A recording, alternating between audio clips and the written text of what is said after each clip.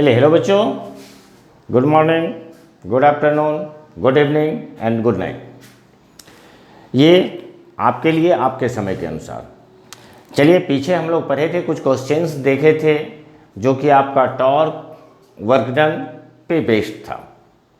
ना उससे आगे की ओर हम बढ़ते हैं और पीछे के टॉपिक में ही हम आपसे जिक्र किए थे कि इलेक्ट्रिक फील्ड लाइंस और इलेक्ट्रिक लाइंस ऑफ फोर्स। तो ना चलिए शुरू करते हैं इलेक्ट्रिक फील्ड लाइंस। तो इलेक्ट्रिक फील्ड लाइंस या इसे हम और भी इलेक्ट्रिक लाइंस ऑफ फोर्स कहते हैं।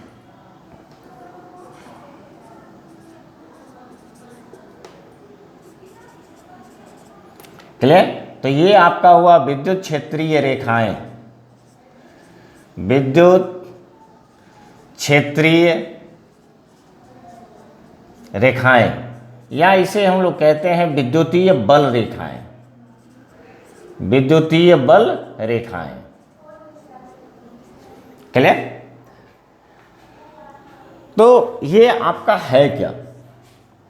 तो सबसे पहले तो आप जान लें कि ये आपका एक इमेजिनरी लाइन है। इमेजिनरी का मतलब काल्पनिक। तो ये आपका एक काल्पनिक रेखा है, काल्पनिक लाइन है जो पॉजिटिव से शुरू होती है और नेगेटिव पे समाप्त हो जाती है। पॉजिटिव से शुरू होती है और नेगेटिव पे समाप्त हो जाती है। क्लियर? तो चलिए, सिंपल डेफिनेशन के रूप में यही सबसे सिंपल डेफिनेशन हम लोग ले सकते हैं कि it is an imaginary line, कि it is an imaginary line. Imaginary line which start from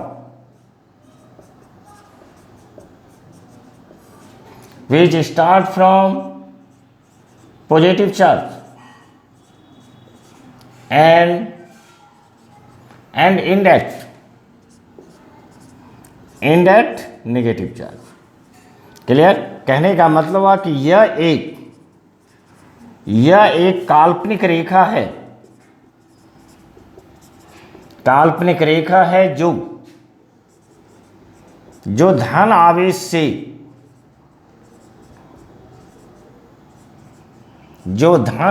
से शुरू होती है और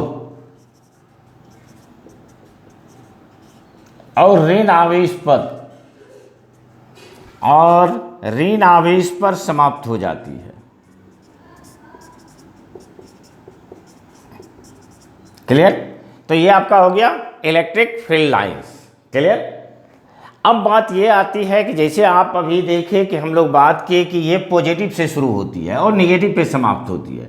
तो जैसे ये आपका पॉजिटिव चार्ज है तो नेगेटिव चार्ज भी होना आवश्यक है, तभी तो पॉजिटिव से शुरू होती है, नेगेटिव पर समाप्त हो जाती है। लेकिन जो सबसे बड़ी बात होती है कि सिंगल चार्ज भी एग्जिस्ट करता है। कहने का मतलब हुआ कि पॉजिटिव चार्ज रह सकता है अकेले, नेगेटिव चार्ज भी अकेले रह सकता है। तो उस स्थिति में क्या होता है? तो नाउ यहाँ पर आता है कि pattern of electric field lines, कि क्या क्या इसके पैटर्न बनते हैं। This is pattern. तो पैटर्न, अगर सबसे पहला पैटर्न की बात करें तो ये सबसे पहला हुआ कि for single positive charge,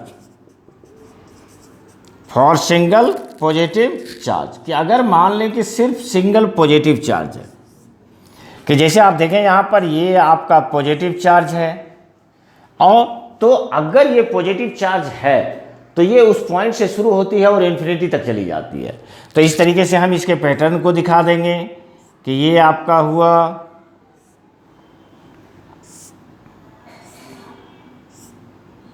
clear? ये एरो का चिन्ह किधर जाएगा कि पॉइंट से शुरू हो रही है और इन्फिनिटी तक जा रही है। क्लियर? इसके जस्ट अपोजिट अगर आप सिंगल नेगेटिव चार्ज के लिए लें कि फॉर सिंगल नेगेटिव चार्ज कि सिर्फ और सिर्फ आपका एक सिंगल चार्ज है, तो यहाँ पर हम पॉजिटिव में क्या देख रहे हैं कि पॉजिटिव से शुरू होती है और इन्फिनिटी पर चली जाती है। तो इसके जस्ट अपोजिट आपको नेगेटिव में, तो ये नेगेटिव चार्ज है और ये इन्फिनिटी से शुरू होती है और उस पॉइंट तक आ जाती है। क्लियर। जस्ट अपोजिट, ये आपका एरो का चिन्ह इनवर्ड, एरो का चिन्ह क्या होगा, तो ये आपका इनवर्ड है जो शो कर रहा है कि ये आपका इन्फिनिटी से चली है और उस पॉइंट तक आ जाती है। क्लियर। तो ये दो पैटर्न आप सीख गए कि अगर सिंगल पॉजिटिव है तो पॉइंट से शुरू होगी इन्फिनिटी पर जाएगी, और ये अगर सिंगल निगेटिव है तो इन्फिनिटी से शुरू होगी और उस पॉइंट तक आएगी। अब बात आती है कि जब हम लोग सिंगल पॉजिटिव और निगेटिव का बात करते हैं कि दोनों चार्ज है, एक पॉजिटिव है दूसरा क्या आपका निगेटिव है, तो जैसा कि आप डिफिनीशन में लिखे हुए हैं कि यह पॉजिटिव से शुरू होती है और निगेटिव पे समाप्त हो जाती है, तो इसका मतलब है कि ये इस तरीके से चलेगी कि ये आपका इस तरीके से गई, ये देखिए ये पॉजिटिव से शुरू हुई और निगेटिव पे समाप्त हो गई। क्लियर। अगेन ये चलिए, ये आपका पॉजिटिव से शुरू हुई निगेटिव पे चली गई। इसी तरीके से ढेरों लाइन आप खींच सकते हैं। क्लियर। फिनिश। चलिए इसको इस तरीके से हम दिखा देते हैं, और भी लाइंस हैं। फिनिश।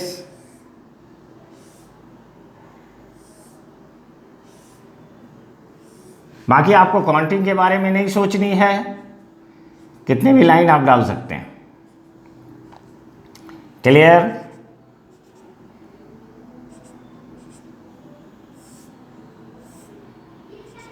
तो ये इस तरीके से ये आपका पैटर्न हुआ। यहाँ पर क्या होगा, तो ये इनवर्ड नजर आएगा, इस तरीके से ये आपका इनवर्ड नजर आएगा। क्लियर। तो ये आपका हुआ कि पॉजिटिव और नेगेटिव।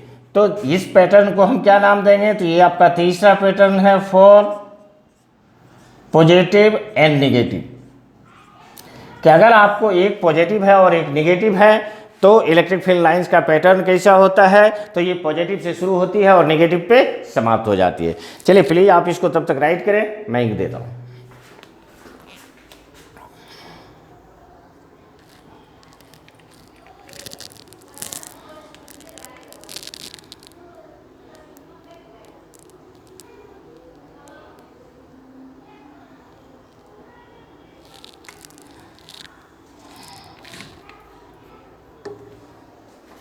चलिए क्लियर। तो यहां तक आपका हो गया होगा। नेक्स्ट पैटर्न हम देखते हैं कि अगर मान लीजिए कि सिर्फ पॉजिटिव और पॉजिटिव हो तो क्या होगा। चलिए इसको रब करते हैं।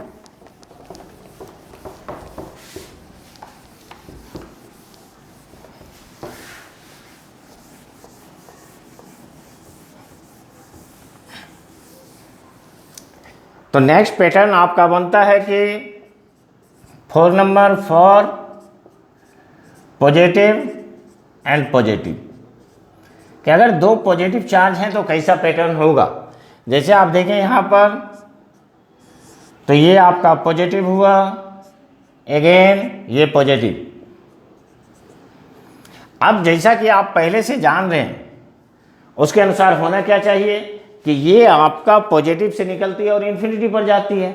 यहाँ पर नेगेटिव है नहीं तो पॉजिटिव से निकलेगी इन्फिनिटी को जाएगी, तो ये इस तरीके का रूट लेगी। क्लियर। तो ये आपका इस तरीके से इन्फिनिटी की ओर चली जाएगी।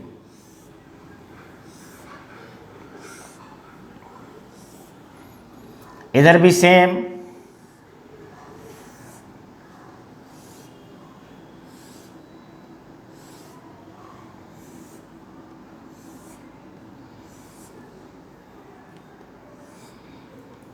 फिनिश। बाकी एरो का चेन आउटवर्ड।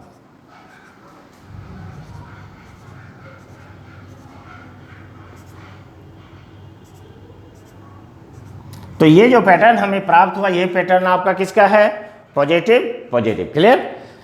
जस्ट आप देखें कि लास्ट पैटर्न है आपका कि अगर आपका नेगेटिव और नेगेटिव है, कि this is for negative and negative.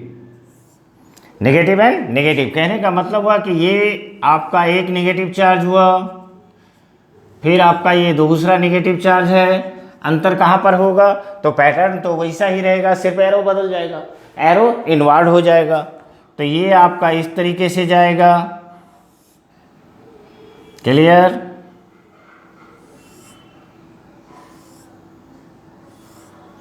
तो इस तरीके से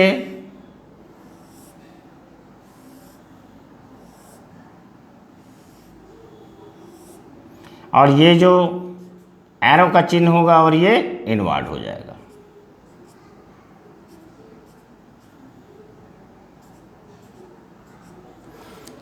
क्लियर? तो इसको हम लोग कहते हैं pattern of electric field lines. Clear? तो चलिए पहले इसको आप राइट कर लें जल्दी से। क्लियर? फिनिश। चलिए रब करते हैं।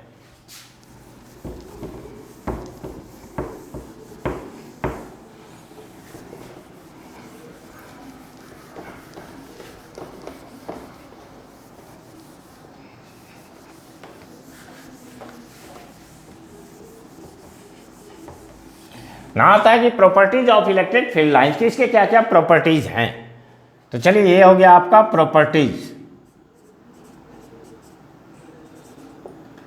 कि क्या क्या प्रॉपर्टीज होंगे, कहने का मतलब हुआ गुण। तो चलिए सबसे पहला तो हुआ कि ये क्या है आपका एक कंटिन्यूअस कर्व है। कंटिन्यूअस कर्व में भी स्ट्रेट लाइन, तो अगर सिंगल पॉजिटिव चार्ज है सिंगल नेगेटिव चार्ज है तो वहां पर इलेक्ट्रिक फील्ड लाइंस आपको स्ट्रेट लाइन प्राप्त होता है। लेकिन अगर पॉजिटिव नेगेटिव है, पॉजिटिव पॉजिटिव है, नेगेटिव नेगेटिव है, तो उस स्थिति में क्या होता है, इलेक्ट्रिक फील्ड लाइंस कर्व हो जाती हैं।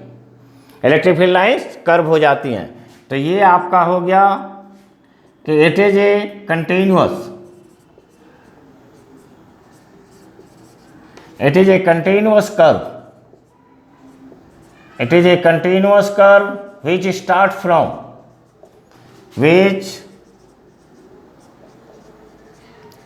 start from positive charge and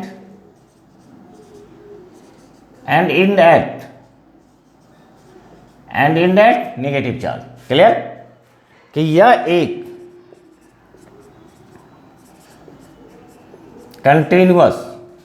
continuous curve है। कंटिन्यूअस का मतलब लगातार होता है, कर्व का मतलब वक्र है। कंटिन्यूअस कर्व है जो पॉजिटिव से शुरू होती है और नेगेटिव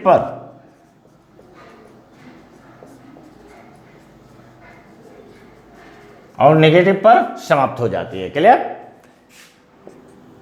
नाउ सेकेंड प्रॉपर्टीज आपने ये भी देखा कि अगर सिंगल चार्ज है तो क्या होता है, कहता है if there is single charge, कि if there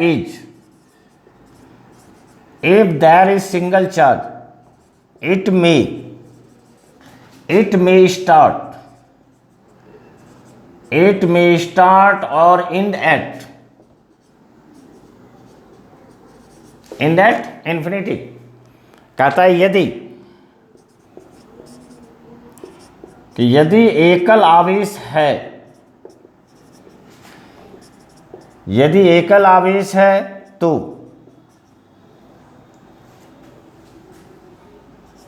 तो या तो अनंत से शुरू होती है या अनंत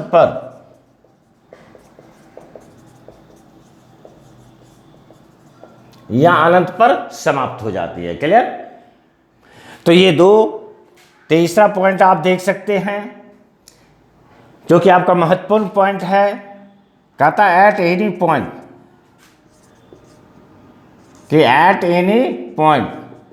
tangent to the electric field lines,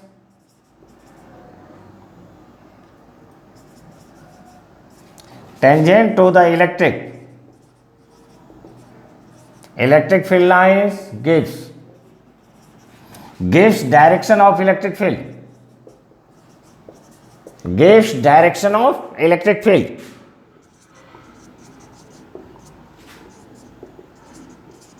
gives direction of electric field कहने का मतलब हुआ कि विद्युत क्षेत्रीय रेखा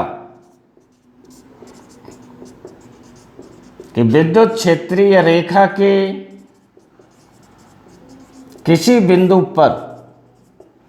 किसी बिंदु पर स्पर्श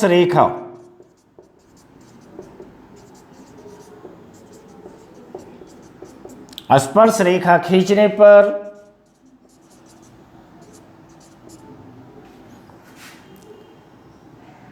विद्युत क्षेत्र की दिशा, विद्युत क्षेत्र की दिशा प्राप्त होती है। कहने का मतलब हुआ कि जैसे आप देखें यहाँ पर कि ये आपका कोई इलेक्ट्रिक फील्ड लाइंस है और इसके दो पॉइंट को हम लें, एक पॉइंट आपका P है और दूसरा पॉइंट क्या है आपका Q है, और दोनों जगह जैसे कि एक पॉइंट पर हम कितना इलेक्ट्रिक फील्ड लाइंस खींच सकते हैं, एक इलेक्ट्रिक फील्ड लाइंस खींच सकते हैं, सॉरी एक टेंजेंट खींच सकते हैं। तो अगर इस पॉइंट की बात करें तो यहाँ पर ये एक टेंजेंट होगा और ये आपको P पॉइंट पर इलेक्ट्रिक फील्ड का डायरेक्शन देगा। अगर इस Q का बात करें तो इस Q पॉइंट पर जो आप टेंजेंट देंगे तो ये आपको Q पॉइंट पर इलेक्ट्रिक फील्ड का डायरेक्शन देगा। क्लियर। नेक्स्ट आपका पॉइंट है कि जो और भी महत्वपूर्ण हो जाता है, तो ये कहता है कि टू इलेक्ट्रिक फील्ड लाइंस, कि two electric field lines never intersect, कि नेवर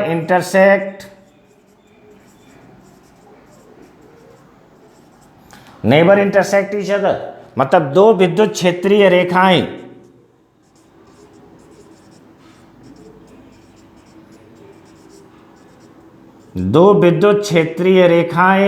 एक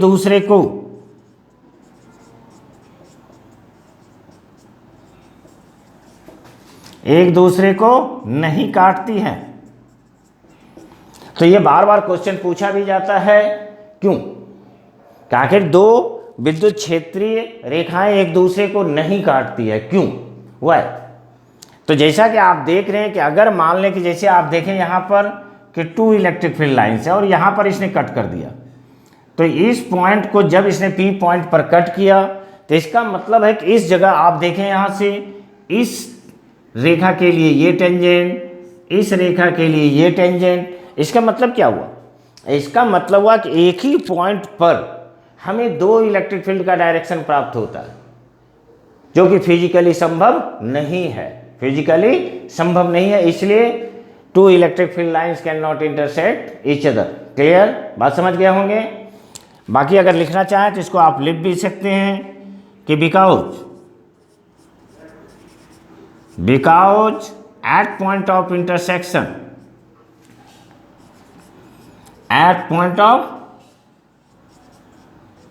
at point of intersection, we can draw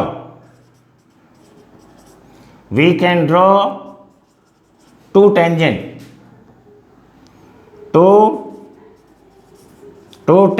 for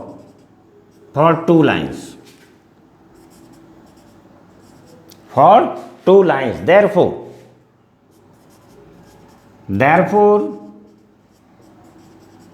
two direction of electric field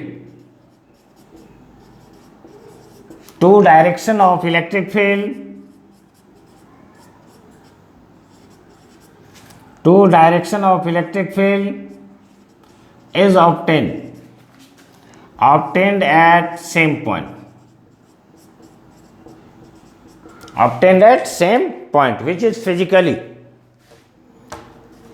Which is physically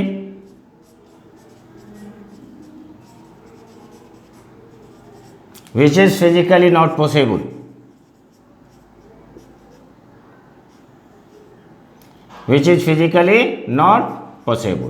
clear? और इसके बाद लिख दें so to electric field lines can not intersect each other. Clear? तो जैसे आप लिखें क्योंकि कटान बिंदु पर दो विद्युत क्षेत्रीय रेखा के लिए दो स्पर्श रेखा खींची जा सकती है, जिसके कारण हमें एक ही बिंदु पर दो विद्युत क्षेत्र की दिशा प्राप्त होती है, जो फिजिकली संभव नहीं है। इसलिए दो विद्युत क्षेत्रीय रेखाएं एक दूसरे को नहीं काटती है। क्लियर? तो चलिए प्लीज राइट इसको।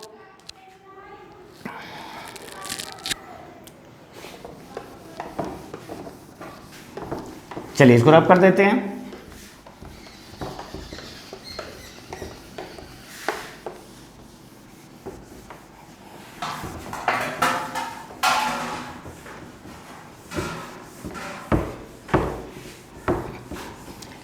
तो ये थे आपके इलेक्ट्रिक फील्ड लाइंस के पैटर्न और इसके प्रॉपर्टीज क्लियर। ना चलिए इससे आगे 100% थ्योरेटिकल क्वेश्चन है ना। इसके अगले पार्ट को हम लोग देखते हैं इलेक्ट्रिक फ्लक्स। तो चलिए इलेक्ट्रिक फ्लक्स को फाई से डिनोट करते हैं और इसे हम लोग कहते हैं वैद्युत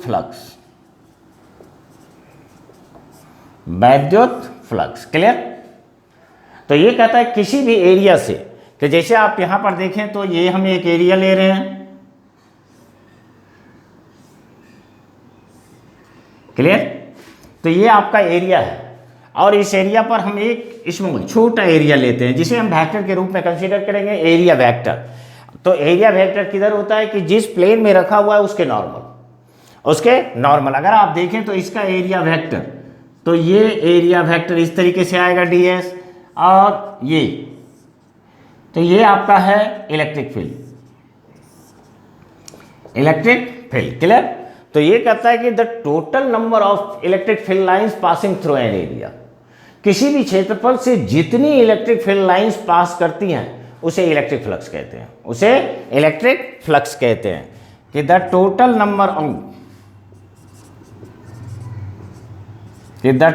number of electric field lines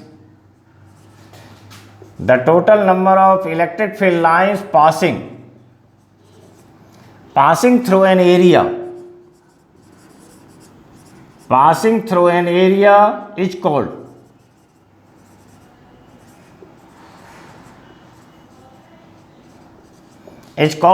electric flux clear. कहता है किसी क्षेत्रफल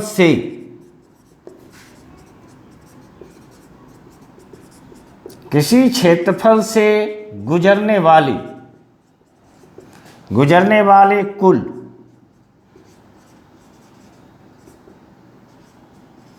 कुल विद्युत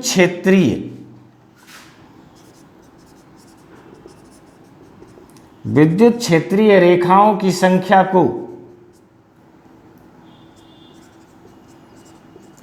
को वैद्युत फ्लक्स कहते हैं।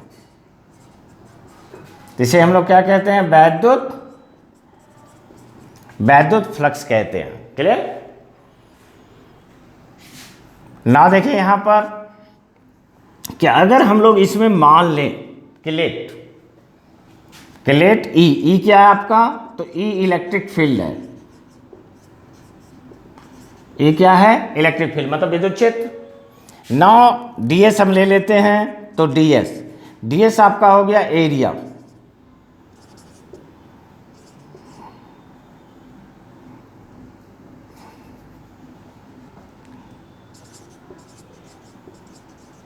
एरिया एलिमेंट मतलब किसी छोटे पार्ट का एरिया क्लियर। तो यहां पर हम दोनों को वेक्टर के रूप में ले रहे हैं।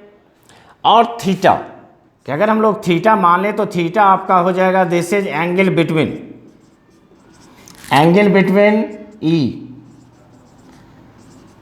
ई एंड ds, मतलब ई और ds के बीच का कोण।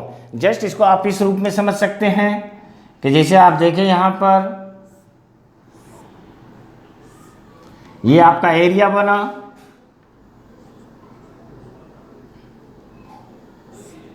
चलिए ये आपका हो गया ds।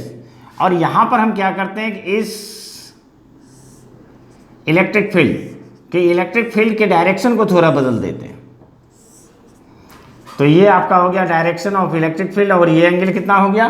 Theta clear. तो ये एंगल जब आपका थीटा होगा तो इस इलेक्ट्रिक फील्ड को हम इस एरिया वेक्टर के डायरेक्शन में कंपोनेंट लिख सकते हैं। तो ये कंपोनेंट आपको कितना मिल जाएगा? तो ये कंपोनेंट मिलेगा आपको ई कॉस थीटा। तो उस स्थिति में आपको जो फ्लक्स इज इक्वल टू होता है, तो फ्लक्स इज इक्वल टू होता है कि this is E cos theta into क्या होगा? ds मतलब छोटा एरिया। और फाइनली आप इसे लिख सकते हैं ई ds कॉस थीटा क्लियर। ई ds कॉस थीटा।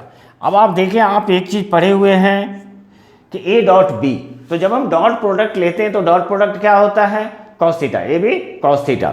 तो यहाँ भी देखें आप, E D S cos theta है, तो E D S cos theta अगर है तो ये क्या बन जाएगा आपका, तो ये बन जाएगा E dot D S, E dot D S. Clear. इससे आप दूसरा डिफिनीशन भी एक निकाल सकते हैं। यहाँ पर देखें द स्केलर प्रोडक्ट और डॉट प्रोडक्ट, तो यहाँ पर हम लोग लिख सकते हैं इसको कि द स्केलर प्रोडक्ट, कि द स्केलर प्रोडक्ट और स्केलर प्रोडक्ट और dot product of electric field and area, electric field and area is called electric flux, is called electric flux. कहने का मतलब हुआ कि विद्युत क्षेत्र और क्षेत्रफल की, विद्युत क्षेत्र और क्षेत्रफल के अदिश गुणनफल को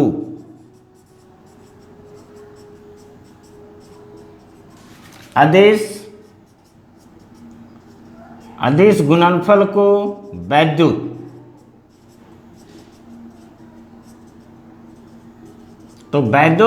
फ्लक्स कहते हैं। क्लियर। तो ये आपका हो गया वैद्युत फ्लक्स। क्लियर। तो चलिए प्लीज राइट।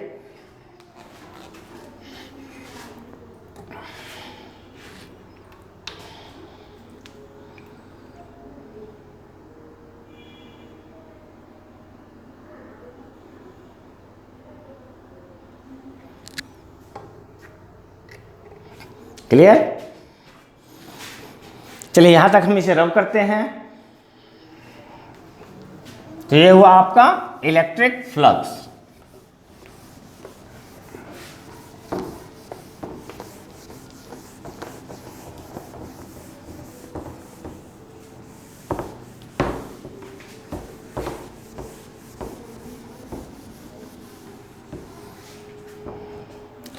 ना चलिए अगर हम बात करें कि ये आपकी कौन सी क्वांटिटी है, तो कौन सी क्वांटिटी होगी, तो ये भी आप जानते होंगे कि स्केलर प्रोडक्ट और dot product of two vector gives scalar quantity.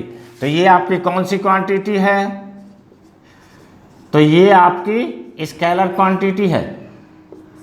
Clear. और अगर आप इसका यूनिट का बात करें तो इसका यूनिट क्या होगा, यूनिट का मतलब एसआई यूनिट, एसआई यूनिट। तो इसका एसआई यूनिट क्या होगा, हम लोग फार्मूला से लिखते हैं, और फार्मूला में देखें क्या आया था, ई डी एस, मतलब E into D S. Electric field का यूनिट होता है न्यूटन पर कूलम, और एरिया, तो एरिया का यूनिट होता है मीटर स्क्वायर। तो ये आपको बन जाता है न्यूटन मीटर स्क्वायर पर कूलम। क्लियर। इसका एक यूनिट और भी होता है, चलिए इसको और डिराइव करें आप। चलिए न्यूटन मीटर को अलग किए तो ये मीटर हो गया, ये कूलम हो गया। बाकी इसको आगे आप लिखें न्यूटन मीटर, तो joule per coulomb into metre, और जूल पर कूलम को हम लोग क्या लिखते हैं, वोल्ट लिखते हैं। तो ये बन जाता है वोल्ट मीटर। क्लियर। तो यहाँ पर जूल पर कूलम को हम लोग क्या पढ़ेंगे, वोल्ट। तो ये आपका वोल्ट हुआ, तो ये आपको बन जाता है वोल्ट मीटर। तो इसका दूसरा यूनिट क्या बना, तो दूसरा यूनिट बना वोल्ट मीटर। तो इस तरीके से आपको दो यूनिट प्राप्त हो जाते हैं। क्लियर। ना आप देखें अगर इसका डायमेंशन आप लिखें कि डायमेंशन, तो इसका डायमेंशन क्या होगा, फिर फार्मूला का यूज करें। तो जब आप फार्मूला का यूज करेंगे तो आप देखें यहां से न्यूटन मीटर स्क्वायर, न्यूटन का क्या होता है याद रहना चाहिए। तो याद अगर है तो बहुत अच्छा, न्यूटन का होता है MLT - 2 इंटू देखें मीटर स्क्वायर का क्या होगा L2, और नीचे आपका कूलम है, कूलम का डायमेंशन क्या होता है 80। चलिए सारे को सॉल्व करके आप लिख दें, तो ये हो जाएगा L, देखें L कितना हो गया 1 और 2, तो L3 यहाँ पर T - 2 एक ऊपर गया, कितना बन जाएगा -3, और ये आपका हो जाएगा A - 1। तो ये आपका हो गया unit and dimension, electric flux का यूनिट एंड डायमेंशन। और बहुत बार क्वेश्चन पूछा गया आपको what is electric flux, right its unit and dimension, right its unit and dimension. Clear. Now next point, अगर हम नेक्स्ट पॉइंट की बात करें आपसे कि जैसे आप मान लो कि दोनों के बीच एंगल कितना है, एंगल 0 डिग्री। कहने का मतलब हुआ कि ये फिगर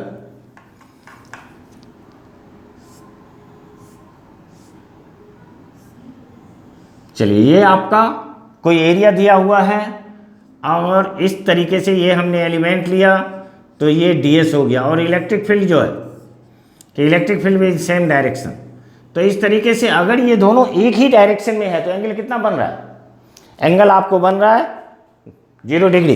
तो जब 0 डिग्री होगा तो देखें फाई बराबर क्या होगा, फाई बराबर आपको होगा E D S cos 0। Cos 0 कितना होता है 1, तो ये आपको मिल गया ई डी एस।